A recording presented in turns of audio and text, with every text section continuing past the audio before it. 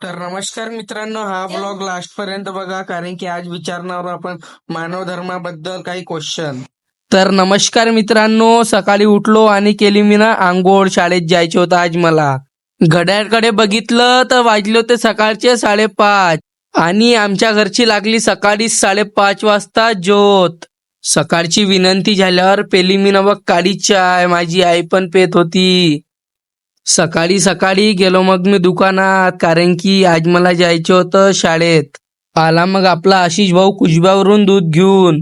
मांडरच्या कुण्या आला मग आज माझ्या घरी, कारण की आज जायचं होतं आम्हाला शाळेत. शाळेला झाली सुट्टी न मी आलो घरी. शाळेतून आल्यावर केली मग मी ना आंघोळ.